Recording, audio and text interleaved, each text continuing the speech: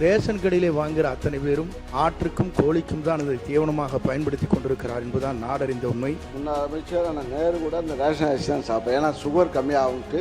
அதை நம்ம மூத்தவர்கள் கொச்சைப்படுத்தக்கூடாது. சில பேர் அதை அப்படிப்பட்ட நிலை இருக்கிறது என்பதை எல்லாம் சுட்டி காட்டியிருக்காங்க. கிராமத்திலே வெளிமாநிலத்திலிருந்து தான் வரும்னு சொல்றாங்க. நமக்கு தேவையான அளவுக்கு கிடைச்சா வெளிமாநிலத்திலிருந்து அரிசி மத்திய அரசு கொடுப்பதில்லை. மாண்புமிகு முன்னாள் அமைச்சர் அவர்கள் இங்கே குறிப்பிடுகிற போது முழுமையாக பாதுகாப்பளித்து தூய்மையான ஆட்சியை மக்களுக்கு ரேஷன் கடையிலே வழங்கி கொண்டிருக்கிறான்னு சொன்னார்கள். ரேஷன் கடையிலே வாங்குகிற அத்தனை பேரும் ஆற்றுக்கும் கோழிக்கும் தான் அதை தீவனமாக பயன்படுத்தி கொண்டிருக்கிறார் என்பதுதான் நாடறிந்த உண்மை. ஆகவே நீங்கள்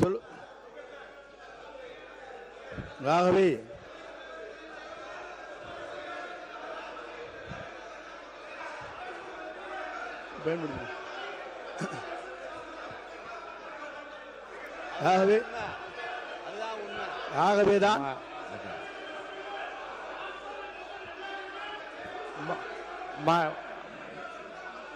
உறுப்பினர்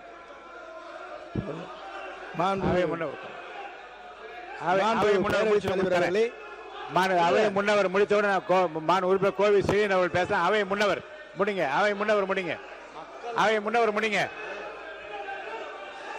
உட்காருங்க. அவை முன்னவர் நீங்க முடிச்சிட்டீங்களா? முடிங்க. உங்களுக்கு தரேன், வாய்ப்பு தரேன். அவையே முன்னவர் பேசி முடித்து உங்களுக்கு வாய்ப்பு தரேன். ரெண்டு பேருமே பேசலாம். உட்காருங்க. அவையே முன்னவர் பேசி முடித்தவுடன் 2 பேர், நீங்க கோவில் செடியன் நீங்களும் பேசலாம், அவரும் பேசலாம். 2 பேருக்கும் உட்காருங்க. நீங்க உட்காருங்க. பேரவைத் தலைவர் அவர்களே உட்காருங்க. சொல்லுங்க. நீங்க சொன்னீங்க, அதுக்காக சொல்லியிருக்கேன். அதற்காகத்தான் நம்முடைய முதலமைச்சர் அவர்கள் சன்னரக நெல்லை உற்பத்தி செய்ய வேண்டும் என்பதற்காகத்தான் இந்த தொகையை உயர்த்தி கொடுத்து எதிர்காலத்தில் சன்னரகை தான் இந்த மக்கள் வேண்டும் என்று விரும்புகிறார்கள். அண்டை மாநிலங்களிலிருந்து அந்த அரிசி வருகிறது, பல இடங்களிலிருந்து வாங்கப்படுகிறது. நம்முடைய சன்னரகம் என்பது உற்பத்தி குறைவாக இருக்கிறது என்பதுதான் உண்மை. ஆகவே அதை உற்பத்தி செய்ய வேண்டும் என்ற நோக்கத்தோடு தான் அந்த பணிகளை மேற்கொண்டார்கள். மாண்பு உறுப்பினர்கள் சொல்லுகிற போது இல்லை அதை மாற்றி ஒரே சொல்லிடுறேன். மாண்பு பேரவைத் தலைவர் அவர்களே, நான் சொன்னதில் உங்களுக்கு அதில் இருக்கும். அதை சில பேர் பயன்படுத்துவதில்லை என்பதுதான் உண்மை. ஏனென்று சொன்னால் எம்ஆர்கே பன்னீர்செல்வம்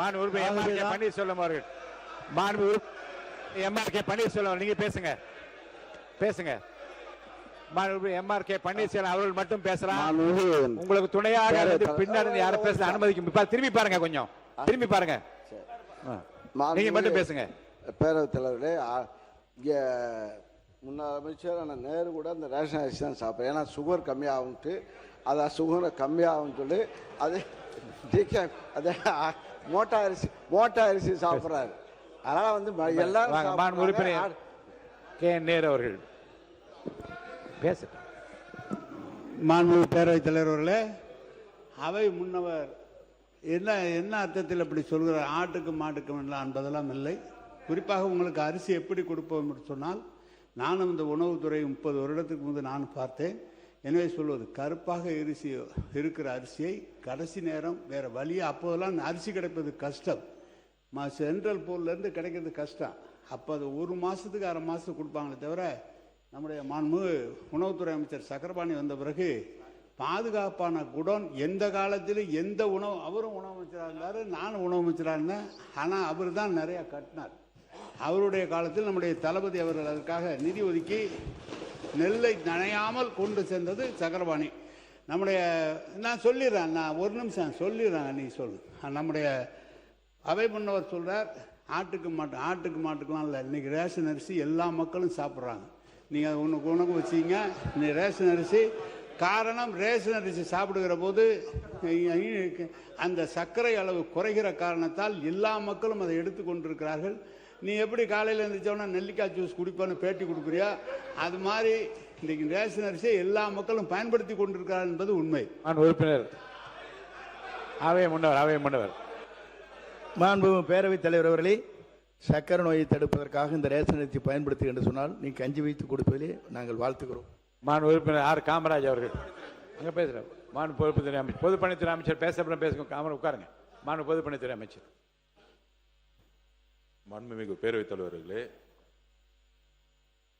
நம்மளுடைய முன்னாள் விவசாயத்துறை அமைச்சர் விவசாயத்துறை மானியத்துக்கு போய் சொன்னார், அண்ணன் நேரு கிட்ட வந்து ஆயிரக்கணக்கான விவசாய நிலம் இருக்கு, அவர் அங்கேயே வந்து நெல் எல்லாத்தையும் போட்டு உற்பத்தி பண்ணிக்கிறாருன்னு. ஆனால் ஒரு பரம ஏழையா இருக்கக்கூடிய மாதிரி அண்ணன் வந்து ரேஷன் கடையில் தான் அரிசி சாப்பிட்றாருன்னு ஒரு தகவல் இன்னைக்கு தான் அது தெரியுது. அதனால அதாவது என்னுடைய பதிவு நான் முடிச்சிடுறேன், நீங்க பேசும்போது நான் முடிச்சிடுறேன். எதற்கு சன்னக நெல் அரிசிக்கு அதிகமான ஊக்கத்தொகையும் பொது ரக அரிசிக்கு எதுக்கு விலை கம்மியும் அப்படிங்கிற ஒரு விவாதம் நம்முடைய முன்னாள் உணவுத்துறை அமைச்சர் வந்து ஒரு பதிவு பண்ணாரு. மாண்புமிகு முதலமைச்சர் மூத்த அமைச்சர்களை ஒரு 8 அமைச்சர்களை கூப்பிட்டு விவசாய சங்கங்களை வந்து சந்திக்க சொன்னாரு. நம்முடைய கம்யூனிஸ்ட் தோழர்கள்லாம் இருந்தாங்க. ஸோ அங்க விவசாய சங்கங்களோட பேசிட்டு இருக்கும் பொழுது அப்போ ஒரு கோரிக்கை கொடுத்தோம். உணவுத்துறையில ரேஷன் சிஸ்டத்துல அரிசியோடைய நான் சிறு வயதிலேயே பிஹெச்ல இருக்கும் பொழுது ரேஷன் கடையில் போய் அரிசி வாங்கி சாப்பிட்ட குடும்பம் தான் என்னோட குடும்பம். அப்ப சாப்பிடும் போதே அரிசியோடைய அளவு வந்து எப்பயுமே பெருசா இருக்கும். அதோடைய கலர் வந்து பாத்தீங்கன்னா நம்மளுடைய எல்லார் வீட்லயும் இப்ப நம்ம சாப்பிடக்கூடிய அரிசி நிறைய பேர் சில சட்டமன்ற உறுப்பினர்கள் ரேஷன் அரிசி சாப்பிட்றான்னு சொல்றாங்க. நம்ம அது தனிப்பட்ட இது போல பெரும்பாலும் இங்க இருக்கக்கூடிய சட்டமன்ற உறுப்பினர்கள் தன்னுடைய மனசாட்சிப்படி தெரியும் யாரும் ரேஷன் கடையில இருந்து அரிசி வாங்கி சாப்பிடுறது இல்லை பெரும்பாலும். நான் இதுதான் உண்மையதான், நாங்கள் உண்மையை பதிவு பண்றோம். இங்க வந்து மக்கள் என்ன நினைக்கிறாங்கிறத உண்மையை நம்ம பதிவு பண்ணணும். இதுல வந்து இந்த ஆட்சி அந்த ஆட்சி போன ஆட்சி 50 வருஷ ஆட்சி பத்தி பதிவு பண்ணல. இன்னைக்கு இருக்க நிலைமை என்னங்கிறத மாண்புமிகு முதலமைச்சருடைய கவனம் போய் சென்ற பிறகு அப்ப விவசாயிகள் சொன்னாங்க, நாங்க வந்து எங்களுடைய பயிரை மாத்தணும்னா நீங்க வந்து சன்ன நகர்களுக்கு வந்து அதிகமான ஊக்கத்தொகை கொடுங்க அப்படின்னு பதிவு பண்ணுவோம். மாண்புமிகு முதலமைச்சர் திருப்பியும் ஒரு விவாதம் நடந்துச்சு. அப்ப மாண்புமிகு முதலமைச்சர் சொன்னாரு, மற்ற ஆட்சிகள்லாம் விட்டுருவோம், நம்ம ஆட்சியில கொடுக்கக்கூடிய அரிசி சன்ன நகர் நெல்லா நம்ம கொடுப்போம், அரிசியா கொடுப்போம் மக்களுக்கு. நம்ம ரேஷன்ல கொடுக்கக்கூடிய அரிசியை அனைத்து ரேஷன் கடையில் வச்சிருக்கக்கூடிய எல்லா மக்களும் முக்கியமாக தாய்மார்கள் வாங்கிட்டு போகக்கூடிய அரிசி அவங்க ஒரு அண்ணனா ஒரு அம்மாவுக்கு ஒரு அரிசி கொடுக்கிற இடத்துல அவர் சொன்னது, நம்ம கொடுக்கிற அரிசியை அவங்க வீட்டுல சாப்பிடணும், சாப்பிடக்கூடிய அரிசியா மாத்தணும் சொன்னது எங்களுடைய முதலமைச்சர். இது உண்மை. இதற்குதான் சன்ன நகர் நெல் அரிசிக்கு அதிகமான ஊக்கத்தொகை கொடுத்து டெல்டா மாவட்டங்கள்ல இனி வரும் காலங்கள்ல பொது ரக நெல்லுக்கு பதிலா சன்ன நகர் நெல்லை வந்து பயிரிடணும், அவங்களுக்கு ஒரு ஊக்கம் கொடுக்கணும். அவங்க பயிரிட்டாதான் அதை வந்து நம்ம கரெக்டா வந்து ப்ரொக்யூர் பண்ணி மக்களுக்கு ரேஷன் கடையில் கொடுக்க முடியும். ஏன்னா அவங்க அதிகமான வந்து உற்பத்தி வந்து பொது ரகம் பண்ணிட்டாங்கன்னா ரேஷனுக்கு வந்து நம்ம சரியான நெல்லை அரிசி கொடுக்க முடியலங்கிறதுக்காக தான் சன்ன நெல்லை வந்து உற்பத்தி அதிகப்படுத்துறதுக்கு இதை பதிவு பண்றோம். உண்மையாக சொல்லுகிறோம், தாய்மார்களுடைய வழியிலிருந்து சொல்றோம். இன்றைக்கு அதை மாற்றக்கூடிய ஒரு அரசாக 90% இன்றைக்கு அந்த அரிசியை வாங்கி யாரும் சாப்பிடுறதில்ல, இட்லி மாவு யூஸ் பண்றாங்க. அண்ணன் சொல்ற மாதிரி முன்னாடி நிறைய கடத்தல் நடந்துட்டு இருந்துச்சு, இதெல்லாம் தடுத்து ஆந்திராவுக்கு போயிட்டு இருந்துச்சு, கர்நாடகா போயிட்டு அதை தடுத்து நிப்பாட்டி இன்னைக்கு வரக்கூடிய காலத்தில் சன்ன நகர் அரிசியை நெல்லை வாங்கி அதை கரெக்டா ஸ்டோரேஜ்ங்கிறது கிடையாது. இது இந்த அரசு அந்த அரசு சொல்ல வரல. அதிகமான உற்பத்தி வரும் பொழுது தார்பாயை மூடி அப்படிதான் நம்ம ஸ்டோரேஜ் பண்ணி வச்சிருக்கோம். 30-40% தார்பாயை தான் மூடி வச்சிருக்கோம். அப்ப ஸ்டோரேஜை உருவாக்கக்கூடிய இடத்துல நம்மளுடைய உணவுத்துறை அமைச்சரும் சரி விவசாயத்துறை அமைச்சரும் சேர்ந்து வந்து தனி திட்டங்களை கொண்டு வந்துட்டு இருக்காரு. ஆனால் 70% இன்னைக்கு ஒவ்வொரு வீட்டிலும் தாய்மார்கள் அரசு கொடுக்கக்கூடிய அரிசியை சாப்பிடுறதுங்கிறத உண்மையான சர்வே ரிப்போர்ட். இந்த உண்மையை மாத்துறதுக்காக தான் இந்த சன்ன நகர் நெல்லுக்கான அதிகமான ஊக்கத்தொகையை முதலமைச்சர் அவர்கள் அனௌன்ஸ் பண்ணியிருக்காரு. மாண்புமிகு பேரவைத் தலைவர்கள், நானும் இந்த துறையில 9 ஆண்டுகள் உணவுத்துறை அமைச்சராக நான் புரட்சி அம்மா காலத்தில் எடப்பாடி காலத்தில் பணியாற்றி அந்த வாய்ப்பை பெற்றிருக்கிறேன். அந்த அடிப்படையில் அமைச்சர்கள் மூத்த அமைச்சர் செங்கோட்டையன் அவர்கள் அதே போல பொதுப்பணித்துறை அமைச்சர்கள் எல்லாம் இதை பெரும்பாலும் இந்த ரேஷன் அரிசியை சாப்பிடுவதில்லை, வாங்குவதில்லை என்று சொன்னார்கள். அனைவருக்குமான பொது விநியோக திட்டம் என்பது இந்தியாவிலே தமிழ்நாட்டில் மட்டும்தான். பாக்கி எல்லாருக்கும் டார்கெட்டட் தான். அதாவது ஒரு பகுதியினருக்கு தான் கொடுக்கிறார்கள். அனைவருக்குமான பொது விநியோக திட்டத்தை வழங்குவது நம்ம தமிழ்நாடு மட்டும்தான். அது மிகப்பெரிய திட்டம், இந்த அரிசி வழங்குகிற திட்டம். அதை நம்ம மூத்தவர்கள் கொச்சைப்படுத்தக்கூடாது. இதில் நான் சொல்லிடுறேங்க. மாண்புமிகு பொதுப்பணித்துறை மாண்புமிகு பேரவைத் தலைவர்களே, நாங்கள் கொச்சைப்படுத்தவில்லை. இந்த அனைத்து திட்டங்களும் எந்த ஆட்சியில் கொண்டு வந்தாலும் அதுல நல்லது இருக்கு, அதை நாங்கள் யாரும் கொச்சைப்படுத்தவில்லை. ஆனால் இன்னைக்கு இருக்கக்கூடிய உண்மையான பிரச்சனைகளை இந்த சபையின் முன்பு பொதுமக்கள், முக்கியமாக தாய்மார்கள் பக்கத்தில் இருக்கக்கூடிய வழிகளை நாங்கள் அதை எக்ஸ்பிளைன் பண்ணிட்டு இருக்கோம். முக்கியமா அதாவது நான் ஒன்று பதிவு பண்ணிடுறேன். அதாவது இலவச மருத்துவமனை இருக்கு, இலவச கல்விகள் இருக்கு, இலவச அரிசி இருக்கு. ஆனால் இங்க இருக்கக்கூடிய மந்திரிகளோ, இங்க இருக்கக்கூடிய சட்டமன்ற உறுப்பினர்களோ இலவச மருத்துவமனைக்கு போனது கிடையாது, இலவச கல்வி நிலையங்களுக்கு போனது கிடையாது, இலவச அரிசியை நம்ம சாப்பிட்டது கிடையாது. இலவசம் என்பது நம்ம பயன்படுத்துகிற மாதிரி இருக்கணும். எல்லோரும் சமம் நினைக்கக்கூடிய ஒரு அரசா இருக்கு. இது வரைக்கும் எந்த அமைச்சர் போய் ஒரு ஃப்ரீயா இருக்கக்கூடிய ஹாஸ்பிட்டல் போய் படுத்திருக்கிறாரு? உடம்பு சொல்லனா சிங்கப்பூர் போறாங்க, உடம்பு சொல்லனா பிரைவேட் ஹாஸ்பிட்டல் போறாங்க. அப்ப இங்க இலவசம்ங்கிறது கருணை அடிப்படையில் இருக்கு. இலவசங்கிறது தகுதி அடிப்படையில் இருக்கணும். அதாவது மக்களுடைய உரிமை. அது நம்ம கருணை அடிப்படையில் கொடுக்கக்கூடிய அரசு எங்களது கிடையாது. இதெல்லாம் இலவசம்ங்கிறது வார்த்தையே தவறு. இதை உரிமை, மக்களுடைய உரிமையை எந்த ஊழலும் இல்லாமல் நேர்மையான முறையில் எங்களுக்கு உடம்பு சொல்லனா நாங்க ராஜீவ்காந்தி ஹாஸ்பிட்டல் போனோம். அப்படி ஒரு மருத்துவமனையை உருவாக்கணும். ஒரு எம்எல்ஏ ரேஷன் அரிசி போய் எடுத்து சாப்பிடறதுக்குள்ள ஒரு குவாலிட்டி கொடுக்கணும். அந்த குவாலிட்டியான ஒரு தரத்தை உருவாக்கணுங்கிறதா நாங்க பதிவு எடுத்தவர யாரையும் கொச்சைப்படுத்துவது நோக்கம் இல்ல. அனைத்து தலைவர்களும் திட்டங்களை கொண்டு வந்திருக்காங்க. ஆனால் திட்டங்கள் சரியான முறையில் ஒரு நம்மெல்லாம் சாப்பிடக்கூடிய அரிசியோ, நம்மெல்லாம் போகக்கூடிய மருத்துவமனையோ, நம்ம குழந்தைகள் படிக்கக்கூடிய ஒரு கல்வி நிலையங்களோ இன்னைக்கு இல்லை.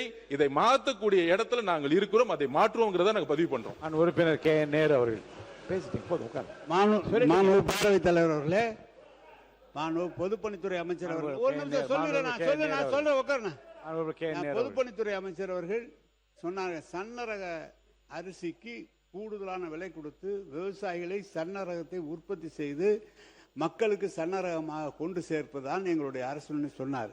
நம்ம செய்ய முடியாது. சன்னரகம்லாம் குறுவை, தாளடி, நவரைப்பட்டம் என்று 3 பட்டங்கள் விளைகிறது. 3 பட்டங்களில் குறுவையில் விளைகிறது மொத்தமான அரிசி தான் விளையும். அதாவது 7-31, 46, AST 16. ஆந்திரா பொன்னி போன்ற ரகங்கள், AST 16 போன்ற ரகங்கள் புதிதாக கண்டுபிடிக்கிற தமிழ்நாடு அரசு அதுபோல் சன்ன ரகம். அந்த தமிழ்நாடு அரசின் சார்பாக அறிவிக்கப்பட்ட அரிசி அளவு அதிகமாக கிடைப்பதில்லை. ஆந்திரா பொன்னி மட்டும்தான் அதிகமாக கிடைக்கும். எனவே சன்ன ரகம் தாளடி பட்டத்தில் மட்டும்தான் உருவாகும். நவரை பட்டத்தில் தாளடி சன்ன ரகம் போட்டால் விளைச்சல் அதிகமாக வராது, விவசாயிக்கு லாபம் வராது. எனவே சன்ன ரகம் என்பது ஒரு பட்டத்தில் தான் வர முடியும். நீங்கள் நினைப்பதை போல வெளியிலிருந்து வேணா வாங்கலாம், நீங்கள் சன்ன ரகத்தை வாங்கி வேணா கொடுக்கலாமே தவிர விளைவிக்க முடியாது. இதுதான் அரசியல். நம்முடைய பொதுப்பணித்துறை அமைச்சர் சொன்னார், ஆயிரக்கணக்கான ஏக்கர் நிலம் வச்சுருக்காங்க. எவ்வளோ நிலம் இருந்தாலும் சாப்பிட்றது தான் சாப்பிட முடியும். சர்க்கரை நோய் வந்தவங்க அந்த ரேஷன் அரிசி சாப்பிட்டா தான் அது குறையுங்கிற டாக்டருடைய அட்வைஸில் தான் அந்த அரிசி சாப்பிட்டுட்டு இருக்கிறோமே தவிர இதுதான் உண்மை. இதை உங்களுக்கு விளக்கமாக சொல்கிறேன். ஏதோ நாங்கள் உற்பத்தி பண்ணி உங்களை மாதிரி இருக்கிறவர்களுக்கு அதை நான் கொடுப்பதற்காக தான் உற்பத்தி செய்து கொண்டு இருக்கிறோம். காமராஜ் முடிங்க.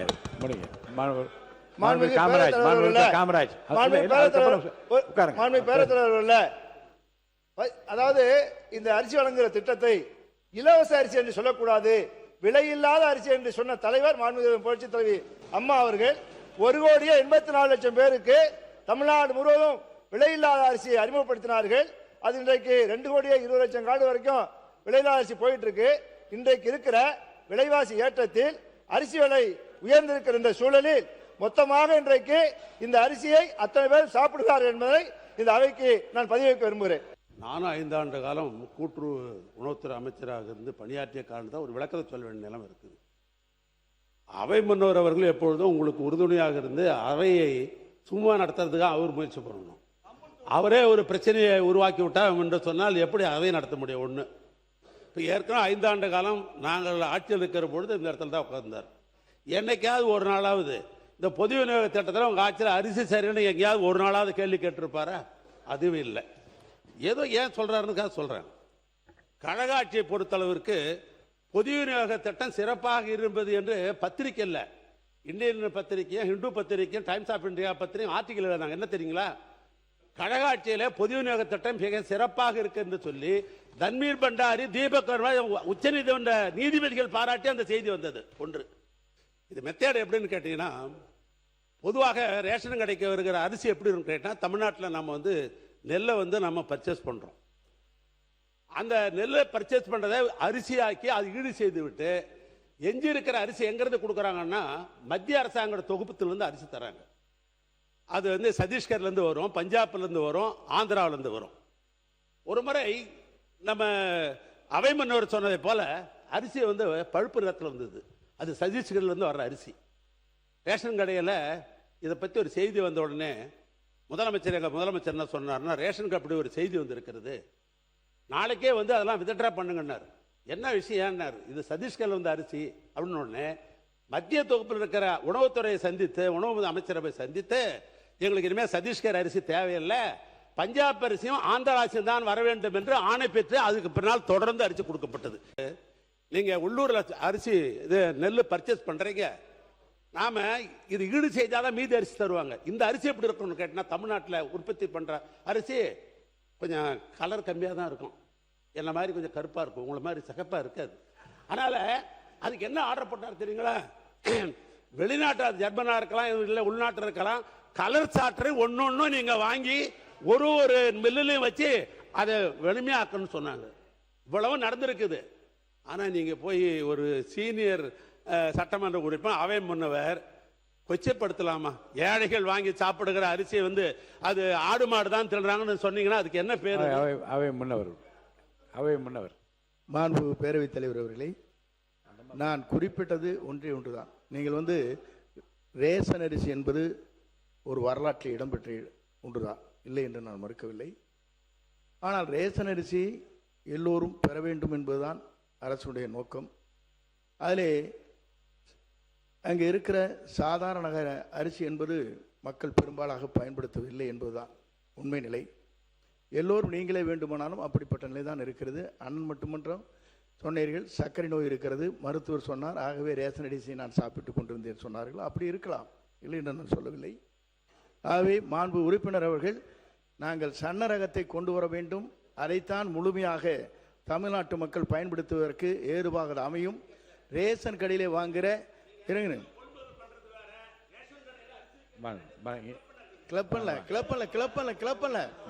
இல்ல பெரும்பாலான மக்கள் அந்த குறைகளை விடலாங்க. இல்ல இல்ல ஆடு இல்ல இல்ல இல்ல நான் சொல்லிடுறேன், சொல்லி முடித்த இருங்க இருங்க, நான் ஒன்னு சொல்லிடுறேங்க, நான் ஒன்னு சொல்லிடுறேன். இல்ல இல்ல ஆடு மாடுகள் என்று உட்காருங்க, நீங்க உட்காருங்க. இல்ல ஆடு இருங்க, பெரும் இருங்க, சில பேர் தரமில்லாத அரிசி வருகிற போது இதை சில பேர் அதை பயன்படுத்தினார் என்று எங்களுடைய எல்லாம் தகவல் வந்திருக்கிறது. ஆகவே சில பேர் அதை அப்படிப்பட்ட நிலை இருக்கிறது என்பதை எல்லாம் சுட்டி காட்டியிருக்காங்க கிராமத்திலே. அது போன்ற நிலையில் இருக்கக்கூடாது என்ற நோக்கத்தோடு தான் நாங்கள் சன்னரக அரிசி வழங்க வேண்டும் என்பதுதான் எங்களுடைய நோக்கமாக இருந்து, அதற்காகத்தான் தொகையை இன்றைக்கு உயர்த்தி கொடுத்து மக்களிடத்தை அதை ஊக்கப்படுத்த வேண்டும் நோக்கத்தோடு தான் அந்த பணிகளை நாங்கள் மேற்கொண்டு வருகிறோம். அதைத்தான் நான் சொன்னேனே தவிர அதில் நீங்கள் அதை நான் கொச்சைப்படுத்தியாக தயவு கூர்ந்து நீங்கள் சொல்லிவிடாதீர்கள். ஏனென்று சொன்னால் இது பேரறிஞர் அண்ணா காலத்திலே ஆரம்பித்து ஒருபடி திட்டம் என்ற ஒருபடி அரிசி என்ற முதலே ஒரு ரூபாய்க்கு ஒருபடி அரிசி என்ற நிலையை முதலே அறிவித்தார். 10 கிலோ வழங்கலாம், 10 படி அரிசி என்று அன்னைக்கு சொன்னார். கிலோ இல்லை அப்பங்க.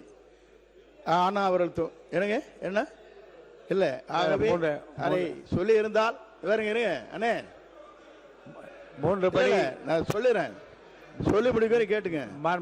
ஆகவே இல்லை இல்லை, ஆகவே நான் சொல்லுவது ஒன்றுதான், சில பேர் அந்த குறைபாடுகளை சொன்ன காரணத்தின் அடிப்படையில் தான் நான் சுட்டி காட்டினதை தவிர முழுமையாக என்று நான் சொல்லவில்லை.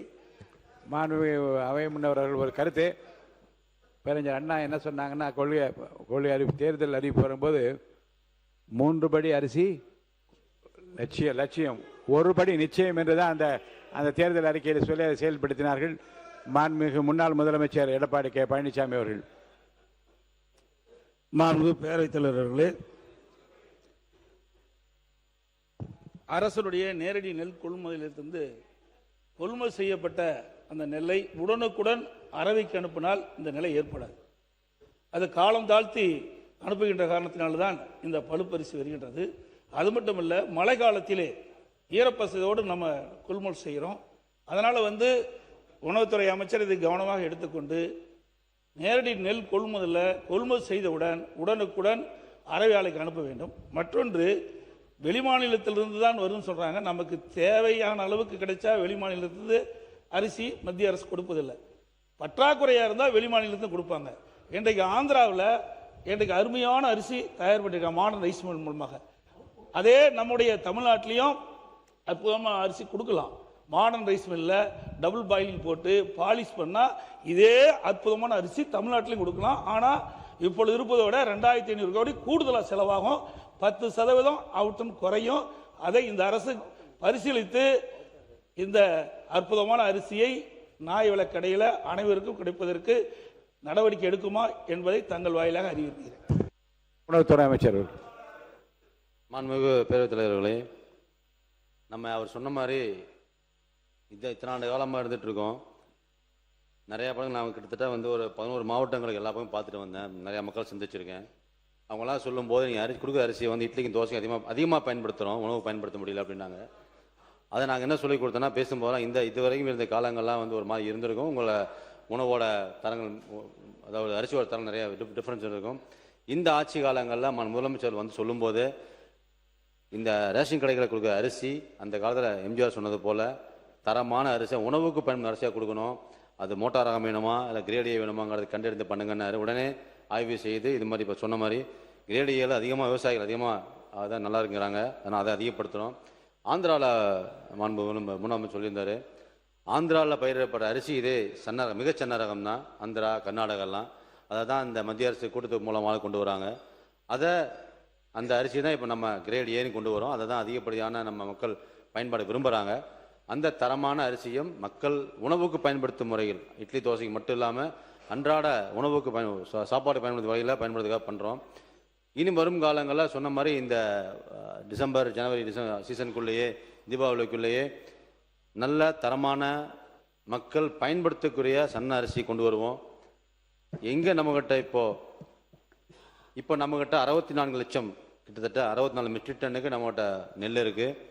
அதை அரிசியாக மாற்றி வருங்காலங்களில் கண்டிப்பாக பயன்படுத்துவோம். இந்த நம்மளோட அரிசி அதிகமாக இருக்கிறதுனால வருங்காலங்களில் தேவைப்பட்டால் மட்டும்தான் சென்ட்ரல் தொகுப்புலேருந்து வாங்குவோம். அது நான் பரிசீலனை உள்ளது, பரிசீலனை நம்ம பேசிகிட்டு இருக்கோம். இங்கெல்லாம் நம்மகிட்ட அரிசி இருக்கோ அதை பயன்படுத்திட்டு எக்ஸ்ட்ரா தேவைப்பட்டால் மட்டும் தொகுப்பில் வாங்குவோம். இந்த காமன் கிரேல் மட்டும்தான் இந்த கலர் ஸ்டார்டக்ஸ் போட்டு சொல்லப்போனால் நம்ம சக்கரபாணி அவர் சொல்லியிருந்தார் மாண்பு உறுப்பினர் அவர்கள். கிட்டத்தட்ட போன செப்டம்பர் டு 9/5/2020 அப்படி 50 லட்சம் மெட்ரிக் டன் ப்ரொக்யூர் பண்ணாங்க. ப்ரொக்யூர் பண்ணதெல்லாம் அவசரமாக, ஏன்னா கடந்த காலங்களில் ஒரு கேஎம்எஸ் சீசனில் கிட்டத்தட்ட 25 லேக்ஸ்லேருந்து 35 லேக்ஸ் தான் ப்ரொக்யூர்மெண்ட் ஆகும். அதுக்குண்டான ஏற்பாடுகள் தான், அது கிடங்குகள், அதுக்குண்டான ஆலைகள், அதுக்குண்டான டிபிசி எல்லாம் தான் இருக்கும், ஒர்க்கர்ஸ் இருப்பாங்க. கடந்த இந்த இப்போ இருக்கிற கேஎம்எஸ் 2024-25-26 கிட்டத்தட்ட 50 லட்சம் மெட்ரிக் அவங்க சீசன்லாம் வாங்கியிருக்காங்க. அப்போ வாங்கியிருந்தப்பவே அவங்க முறையான பதப்படி எப்படி சீசன் இருக்கும் என்ன நடக்கும்னு தெரியாமல் அவசரமாக வாங்கி ஈரப்பதத்தோடையோ குருவையில் போனால் ஈரப்பதமாக இருக்கும், தெரியும், அவருக்கே தெரியும், எல்லா மக்களுக்கும் விவசாயிகளுக்கும் தெரியும். குருவை சீசனில் ஈரப்பதமுள்ள நெல்லை வாங்கி அடிக்க வச்சா அந்த ஈரப்பதமுள்ள நெல் எடை குறையும் மட்டும் இல்லை, அது பழுப்பரிசியாக மாறும். அது பயன்பாடு கொண்டு வர முடியாது. கிட்டத்தட்ட 7 லட்சம் மெட்ரிக் டன் இருக்கிற நெல்கள் அந்த சீசனில் குருவையில் பண்ணது இன்றும் கூட நல்லா இருக்குது. அதுதான் இந்த கருப்பு நிறமாக வர்றது. அதனால தான் நம்ம யூஸ் பண்ணுற இந்த பழுப்பு ரைஸு மக்கள் பயன்படுத்த முடியாமல் இருக்குது. அதையும் திட்டமிட்டு பயன்படுத்தி வந்துட்டுருக்கோம்.